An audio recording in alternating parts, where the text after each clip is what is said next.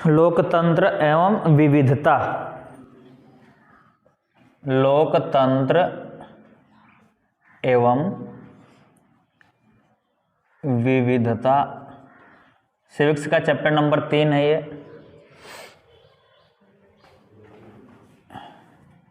English में democracy and diversity. लोकतंत्र एवं विविधता। देखो इस चैप्टर में डेमोक्रेसी और डाइवर्सिटी में बेसिकली पढ़ना यह है कि जो समाज में ऐसे लोग हैं जो कि बाकी लोगों से भिन्न हैं, तो उनके वजह से समाज में कैसी एकता आती है, राष्ट्र में कैसे एकता आती है और कैसे उसका बिखराव भी होता है। दोनों प्रकार के फैक्ट्स हम देखेंगे लोगों के विभिन्न होने पर। चैप्टर की शुरुआत एक कहानी से होती है और उस कहानी को आप लोग पहले से पढ़ रखे हो। बात है 1968 की। 1968 में एक देश है लैटिन अमेरिका में जिसका नाम है मैक्सिको। यहाँ पर एक ओलंपिक खेल का आयोजन होता है। मैक्सिको ओलंपिक 1968 में 200 मीटर की रेस में दो ऐसे व्यक्ति जो अमेरिका के थे और काले वर्ण के थे, उनका रंग अश्वेत था और उन लोगों ने, एक व्यक्ति ने फर्स्ट पोजीशन लाया और दूसरे व्यक्ति ने थर्ड पोजीशन लाया, यानी कि वो पहले व तीसरे स्थान पे रहे। जो व्यक्ति पहले स्थान पर रहा उसका नाम था टॉमी स्मिथ और दूसरा व्यक्ति था जॉन कार्लोस।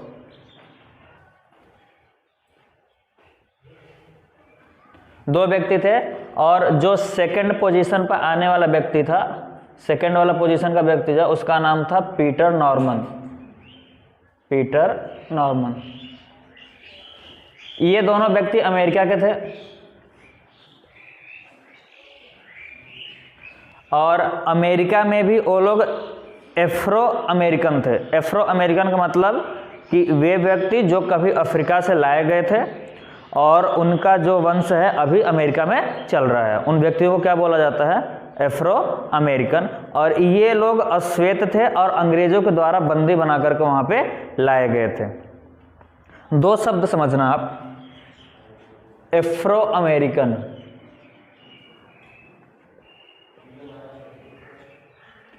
एफ्रो अमेरिकन उन लोगों के लिए इस्तेमाल किया जाता है जो अमेरिका में है और अश्वेत वर्ण के हैं।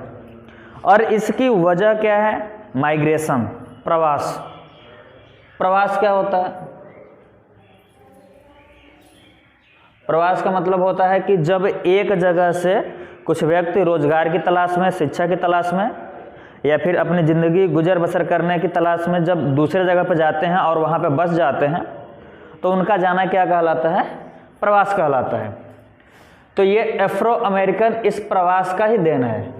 अफ्रीका से उपनिवेशवाद के समय में अंग्रेज़ों के द्वारा जब गुलाम बनाकर ले गए अफ्रीकी लोग अमेरिका में अपना जीवन यापन करने के लिए मजबूर थे, विवश थे, और उस समय की दास प्रथा भी काफ़ी ज़्यादा प्रचलित थी। तो उस समय के बाद से वे लोग कंटिन्यू वहीं पर रहने लगे और वहाँ पर रहते रहते वहाँ का जो श्वेत वर्ण था, यानी कि जो गोरे रंग के लोग थे, उन लोगों ने उनके साथ काफ़ी ज़्यादा ज्यादती की थी। तो बेसिकली ये जो शब्द है वो इस्तेमाल किया जाता है अमेरिका में काले वर्ण के लोगों के लिए जो कि अफ्रीका से आए हुए थे और वहीं पे रह गए, माइग्रेट कर गए थे। ये दोनों व्यक्ति भी एफ्रो अमेरिकन ही थे, एग्रो नहीं, एफ्रो अमेरिकन ही थे। वैसे इन व्यक्तियों को अफ्रीका में निग्रो बोला जाता है, निग्रो शब्द। ये दोनों व्यक्ति भी वही थे, लेकिन इन्होंने 200 मीटर रेस में पहला और तीसरा स्थान हासिल किया। इन्होंने गोल्ड मेडल हासिल किया, इन्होंने ब्रॉन्ज मेडल हासिल किया और इन्होंने सिल्वर मेडल। ये व्यक्ति ऑस्ट्रेलिया का था। ये कहाँ का था? ऑस्ट्रेलिया का था। ऑस्ट्रेलिया में वैसे नॉर्मल गोरे लोग रहते हैं हमेशा, एक्चुअली मकर रेखा के आसपास पाया जाता है।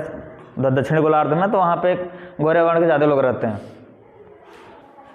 तो इन दोनों ने जब अपनी पोजीशन हासिल कर ली, तो किताब में एक डायग्राम दिया हुआ है इसके लिए कि तीनों अपने अपनी पोजीशन पर खड़े थे। बीच में व्यक्ति जो टॉमी स्मिथ था, जो फर्स्ट पोजीशन रैंक हासिल किया था, वो वहाँ पे खड़ा था, बगल में थर्ड वाला, बगल में सेकंड वाला खड़ा था। तो इन लोगों ने जूते नहीं पहन रखे थे और हाथ से इस प्रकार के इशारे कर रहे थे कि उनके प्रति समाज में काफ़ी भेदभाव हो रहा है। कुल मिलाकर उन लोगों ने प्रदर्शन किया था ब्लैक पहन करके, और साथ में इस व्यक्ति ने क्या किया था, इनका हेल्प किया था और इनके साथ में थोड़ी बहुत हमदर्दी दिखाई थी। इसने भी एक पट्टा पहन रखा था जो कि ह्यूमैनिटी को दर्शाता है। तो इनके साथ में बर्ताव क्या हुआ, ये लोग ये प्रदर्शित कर रहे थे कि अमेरिका में अश्वेत के खिलाफ काफ़ी ज़्यादा अत्याचार होता है और इस व्यक्ति ने इन दोनों का साथ दिया। तो इन लोगों को तो निकाल दिया गया, इनके मेडल छीन लिए गए। ये व्यक्ति जब ऑस्ट्रेलिया में वापस गया तो वहाँ के लोगों ने काफ़ी थू की इसकी कि तुम जाकर के वहाँ पे पता नहीं क्या अपना दिमाग लगा रहे थे। तो जब ये व्यक्ति वहाँ पे गया तो अगले ओलंपिक में उसको आने से मना कर दिया गया। ये भले आ गए यहाँ पे, लेकिन इस व्यक्ति को वहाँ पे मना कर दिया गया, बोला गया कि तुम ऑस्ट्रेलिया के हो, अब तुम जाओगे नहीं कहीं भी खेलने। उस समय तो ये बात काफ़ी तकलीफ दे रही कि लोगों को समझ में नहीं आया कि हाँ ये लोग क्या कहना चाह रहे हैं। लेकिन पूरे ग्लोबल में, पूरे विश्व में ये बात फैल गई कि अमेरिका के अंदर जो अश्वेत लोग हैं उनके खिलाफ अत्याचार हो रहा है। तो जो यूनिवर्सिटी थी जहाँ से ये दोनों बच्चे पढ़ के आए थे, बच्चे के एथलीट थे, ये जो पढ़ करके आए थे वहाँ से, तो उस यूनिवर्सिटी ने इनका एक स्टैचू बनवाया और अपने कैंपस में लगा दिया। और किताब में उसी का डायग्राम दिया हुआ है, जो स्टैचू बनाया गया इनका अश्वेत के खिलाफ लड़ाई को लेकर के 1954 से लेकर के 68 तक काफ़ी ढेर सारा आंदोलन चला था अमेरिका में इस चीज़ को लेकर के। और उसके बाद पूरी दुनिया में ये बात विख्यात हो गई कि अमेरिका में जो अश्वेत लोग हैं वहाँ पे काफ़ी ज़्यादा उनके खिलाफ अत्याचार किया जा रहा है। पूरे दुनिया का जब ध्यान वहाँ पे आकर्षित हुआ तो प्रेशर बना अमेरिका के ऊपर कि आप पूरे दुनिया में एक अच्छा स्थान रखते हो, एक शक्ति के रूप में हो, और आपके यहाँ कोई भी व्यक्ति इस प्रकार से बातें कह रहा है जो कि आपके लिए अच्छा नहीं है। वो खुद ब खुद उसको गिल्टी फील हुई कि हमारे यहाँ सब लोग इक्वल नहीं है, भेदभाव किया जा रहा है, रंग के आधार पर किया जा रहा है कि वो काले वर्ण के लोग हैं और कुछ लोग श्वेत वर्ण के हैं, तो उनके खिलाफ ज़्यादा अंतर दिख रहा है वहाँ पे। तो उन लोगों ने इस बात को लेकर काफ़ी ज़्यादा काम किया और अभी अमेरिका में लगभग सब लोग इक्वली हैं। लेकिन एक कहने की बात होती है और जो होता है उसको फील होता है कि हाँ अभी भी पूरा इक्वल नहीं है, लेकिन काफ़ी हद तक ये बातें सुधार हो गई हैं। तो ये स्टोरी समझ में आई क्या? तो इससे एक बात समझ में आती है कि समाज में विभिन्नता काफ़ी ज़्यादा है। तो सामाजिक विभिन्नता क्या होती है? सामाजिक विभिन्नता, और सामाजिक विभिन्नता का मतलब यही होता है कि एक लोग दूसरे लोग से भिन्न है। जैसे कि कोई ब्लैक हो गया, कोई वाइट हो गया, कोई गरीब हो गया, कोई धनी हो गया, कोई इस कास्ट में पैदा हुआ है, कोई दूसरे कास्ट में पैदा हुआ है। तो ये जो अंतर होते हैं उसी को हम लोग क्या बोलते हैं? सामाजिक विभिन्नता बोलते हैं। आपके समाज में किसको पूजा जाता है, आपके समाज में किसको पूजा जाता है, इससे ढेर सारी बातें होती हैं। यानी कि एक व्यक्ति दूसरे व्यक्ति से किसी न किसी रूप से भिन्न है, उसी को क्या बोलते हैं हम लोग? सामाजिक विभिन्नता। ये सामाजिक विभिन्नता उत्पन्न कैसे होती है? तो जो इसकी उत्पत्ति होती है, तो इसकी उत्पत्ति दो तरीके से हो सकती है। पहला, जन्म के आधार पर,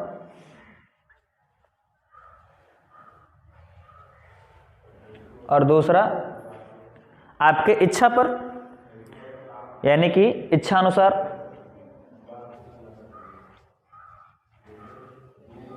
दो तरीके से इस्तेमाल उत्पन्न हो सकती है, इस्तेमाल नहीं।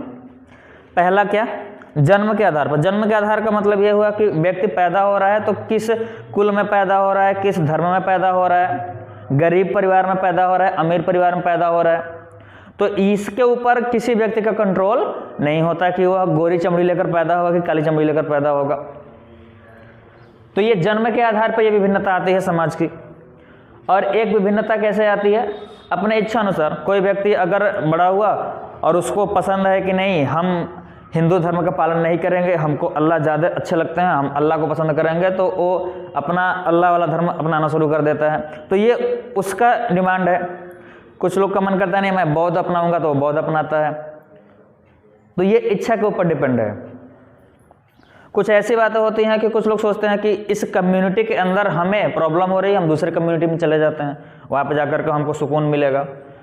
तो ये जो विभिन्नता है वो किसके अनुसार आती है, इच्छा के अनुसार आती है।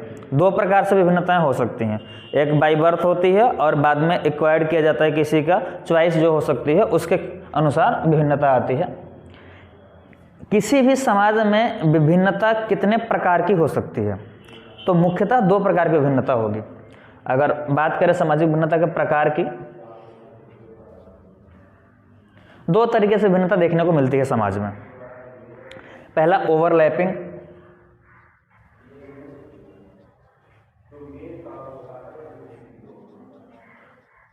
और दूसरा क्रॉस कटिंग।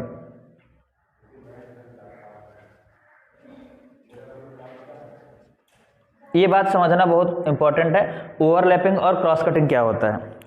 ओवरलैपिंग का मतलब ये होता है कि एक समाज में यदि एक वर्ण श्वेत है और वह धनी भी है और साथ में उसकी गवर्नमेंट भी बनी हुई है, यानी कि पूरे चीज़ में वर्चस्व उसी का है, और उसी कम्युनिटी में एक दूसरे लोग भी हैं, वे दूसरे वर्ण के भी हैं, गरीब भी हैं और सताए भी जा रहे हैं, तो इस प्रकार की जो विभिन्नता होती है उसे क्या नाम दिया जाता है, ओवरलैपिंग। यानी कि एक ने दूसरे के ऊपर पूरा कंट्रोल करके रखा हुआ है। एग्जाम्पल ले लेते हैं। ओवरलैपिंग का एग्जाम्पल आपको मिलता है उत्तरी आयरलैंड में। कहाँ पर, उत्तरी आयरलैंड। उत्तरी आयरलैंड में दो धर्म के लोग हैं, धर्म तो एक ही है, ईसाई धर्म, उसके दो वर्ग बटे हुए हैं, एक कैथोलिक है और एक प्रोटेस्टेंट है।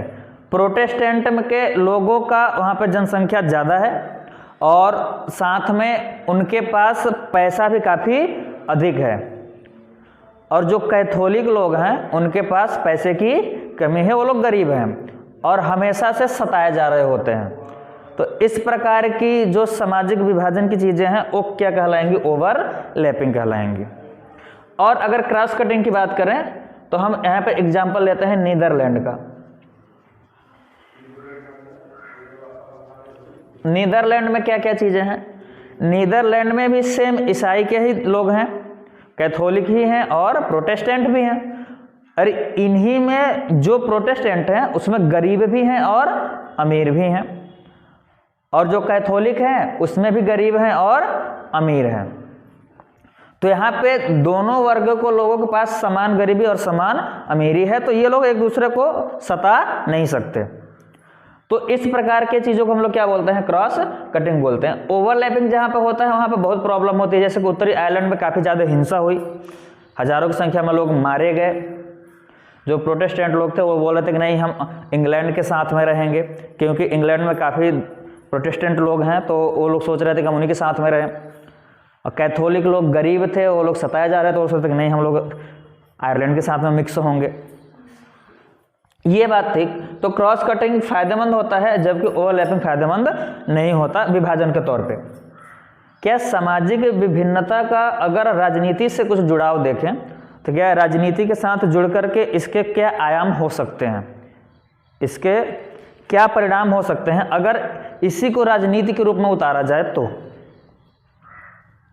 तो राजनीति का अगर प्रभाव देखा जाए, काफ़ी ज़्यादा पूछा जाता है ये क्वेश्चन कि राजनीति में इसका क्या इफेक्ट है, वो देखते हैं हम लोग।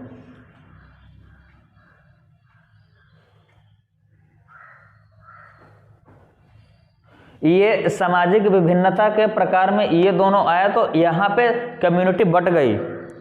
इसको बटने को हम लोग एक और नाम दे सकते हैं, सामाजिक विभाजन। सामाजिक विभाजन। ये सामाजिक विभिन्नता दो प्रकार से बटी, कौन? ओवरलैपिंग और क्रॉस कटिंग में। तो ये पूरा समाज दो भागों में बट गया और इस सामाजिक विभाजन को हम लोग क्या नाम देंगे? ओवरलैपिंग और क्रॉस कटिंग। अब देखो सामाजिक विभाजन जब राजनीति में आती है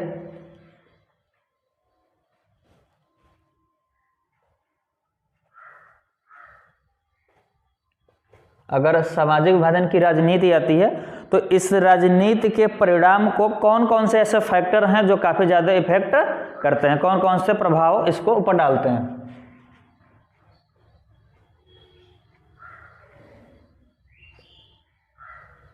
परिणाम को प्रभावित करने वाले कारक कौन कौन से हैं? कौन कौन से ऐसे कारक हैं जो सामाजिक विभाजन के राजनीति के परिणाम पर इफेक्ट डालते हैं? ये थोड़ा बहुत इसके बारे में पता चल गया कि अगर विभाजन इस प्रकार से हुआ तो क्या फर्क पड़ेगा। जब कम्युनिटी बट गई तो इसके जो परिणाम होंगे वो कौन कौन से होंगे? परिणाम क्या होगा? आपने यहाँ पर देखा है उत्तरी आयरलैंड में मारकाट मची और यहाँ पर मारकाट नहीं मची। ये ढेर सारी चीज़ें हुई और इसी में अगर हमने पॉलिटिक्स शामिल कर दिया, राजनीति शामिल कर दिया, तो अगर कोई इस बंटवारे को राजनीतिक रूप दे दे तो कौन कौन सी ऐसी चीज़ें हैं जो कि हो सकती हैं और कौन सी ऐसी चीज़ें हैं जो उसको प्रभावित कर सकती हैं। एग्जाम्पल के तौर पर देखते हैं। एग्जाम्पल ये है कि अगर बात करें व्यक्ति की, तो व्यक्ति की जो पहचान है वह अपनी पहचान को बताता कैसे है।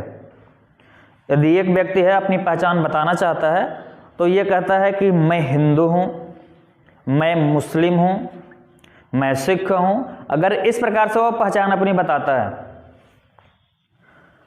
तो यह पहचान उस देश के लिए खतरा है जहाँ पे एक से अधिक प्रकार के धर्म के लोग रहते हैं।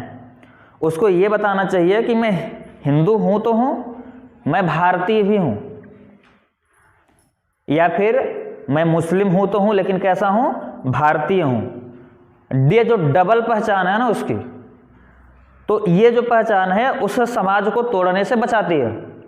तो व्यक्ति की पहचान अगर एकल बताई जा रही है और धर्म को लेकर के बताई जा रही है, विभाजन को लेकर बताई जा रही है, नहीं मैं इस समुदाय का हूँ, मैं जनरल हूँ, मैं ओबीसी हूँ, मैं एससी हूँ, मैं एसटी हूँ, अगर इस प्रकार की बातें बताई जाती है तब जाकर के प्रॉब्लम होगी उस राष्ट्र के लिए जहाँ पे एक से अधिक प्रकार के कम्युनिटी वाले लोग रहते हैं।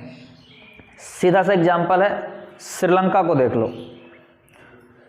श्रीलंका में क्या हुआ? एक लोग जो तमिल थे और एक सिंघली लोग थे, एक तमिल भाषा को बोलते थे, एक सिंघली भाषा बोलते थे। इन लोगों को ये लगता था कि अगर हम लोग तमिल बोल रहे हैं तो हमारी भाषा को ज़्यादा बढ़ावा दिया नहीं जा रहा है, सिंघली लोग ज़्यादा मात्रा में हैं, उनको ज़्यादा बढ़ावा दिया जा रहा है। तो इन लोगों के अनुसार यही था कि हमको भी अलग से मान्यता दी जाए।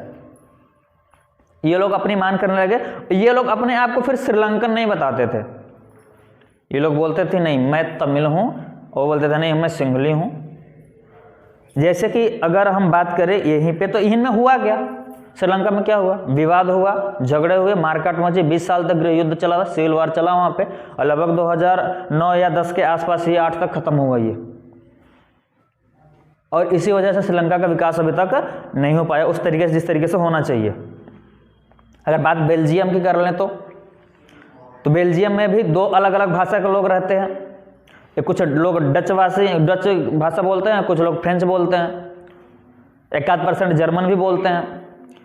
अगर वहाँ पे लोगों ने ये कह दिया कि नहीं मैं डचवासी हूँ, मैं डच भाषी हूँ, और अगर मैं डच को ही रिप्रेजेंट करूँगा, डच वाले ही राजा बनेंगे, तो फिर तो दिक्कत हो जाती वहाँ पे।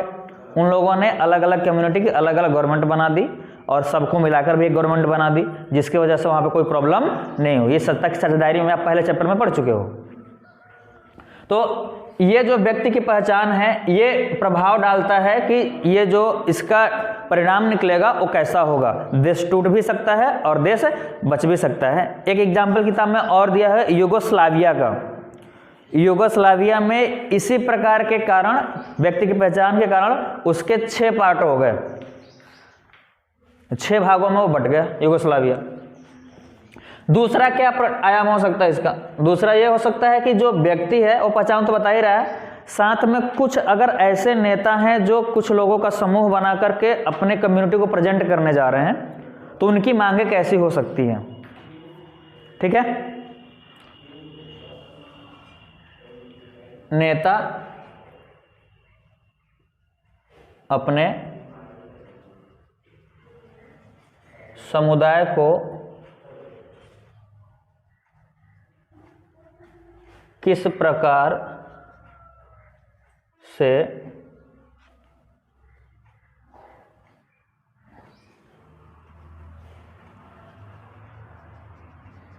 अधिकार दिलाता है।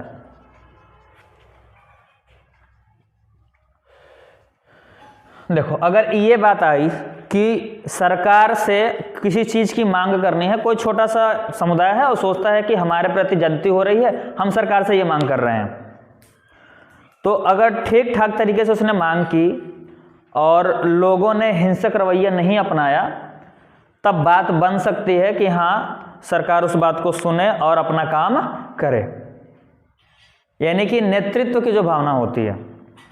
और ये नेतृत्व की भावना आप श्रीलंका में फिर से देख सकते हो कि वहाँ पे जब अलग अलग प्रकार के भाषा के लोग हुए तो उन लोगों ने एक टीम बनाई और टीम का एक लीडर हुआ। लीडर बोला कि नहीं, हमको एक नया राज्य अलग बना करके दे दो आप। और नए राज्य की जो मांग थी ना, उसी ने सिविल वॉर कराया। कहाँ पर? श्रीलंका में। और अगर बात करें अपने भारत के विभाजन के टाइम की, तो इस कम्युनिटी ने ही विभाजन कराया। जो सामाजिक विभिन्नता थी उसके कारण जो सामाजिक विभाजन हुआ था हमारे यहाँ, अंग्रेजों ने क्या किया था, हिंदू और मुस्लिम में क्या डाल दिया? फूट डाल दिया। और इस फूट का नतीजा ये हुआ कि एक टीम बनी मुस्लिम लीग, और उस मुस्लिम लीग का एक नेता हुआ लियाकत अली जिन्ना। उसने बोला कि हमारे जो लोग हैं, हमारे मुस्लिम कैटेगरी के जो लोग हैं, वो इंडिया में निवास नहीं करेंगे, हमारे लिए एक अलग कंट्री बनाई जाए। और वहां पे जो सांप्रदायिक दंगे हुए, वहां पे काफी लोग मारे गए। तो अगर कोई नेता इस बात पर अड़ जाए कि हमारे कम्युनिटी को अलग से दर्जा दिया जाए, अलग से चीज की जाए, मिल करके हम नहीं रहने वाले, तब यहाँ पे ये इस प्रकार का विभाजन का जो राजनीति है ना, वो राजनीति काफी ज्यादा हिंसक हो जाता है। और अगर कुछ लोग ये बोले, जैसे कि भारत आजाद हुआ तो ढेर सारी रियासतें थी, उन रियासतों ने बोला कि पटेल जी गए सबके पास, बोले कि आप हमारे में शामिल हो जाओ। तो अधिकांश कम्युनिटी जो थी वो सब शामिल हो गई भारत में, आराम से शामिल हो गई और अभी गुजर बसर कर रही हैं अच्छे से। कुछ ने थोड़ा बहुत अकड़ दिखाया तो उसका भी सोल्यूशन किया गया। इस तरीके से अगर कोई नेता अपने कम्युनिटी के लिए काफ़ी ज़्यादा एग्रेसिव है और उसको इस प्रकार से भड़काता है कि नहीं हमें ये चीज़ चाहिए ही चाहिए, तो प्रॉब्लम होती है, एकता अखंडता टूट जाती है वहाँ पे। और अगर उस नेता ने उस प्रकार की बातें नहीं की, मिलजुल कर काम करना सीखा उसने, तो आराम से आगे चल करके प्रॉब्लम समाप्त हो जाएगी। तीसरी बात है कि सरकार का रुख कैसा होता है। जो सरकार है उस सरकार का रुख कैसा होगा। सरकार का रुख डिपेंड करता है कि सरकार है किसकी। अगर बहुसंख्यक समाज का अगर सरकार बना दिया जाए, मतलब कि अगर कुछ लोग ऐसे हैं जो उस देश में ढेर सारे फैले हुए हैं और उसी का गवर्नमेंट बना दिया जाए, तो गवर्नमेंट होने के बाद में अगर उस सरकार का रुख ये है कि सिर्फ हमारे वर्गों को ज़्यादा मान्यता मिले और दूसरे वर्गों को न मिले, तब यहाँ पे एकता अखंडता टूटने वाली बात आ जाती है और इससे उस देश के टुकड़े टुकड़े हो जाते हैं। ये प्रॉब्लम होती है।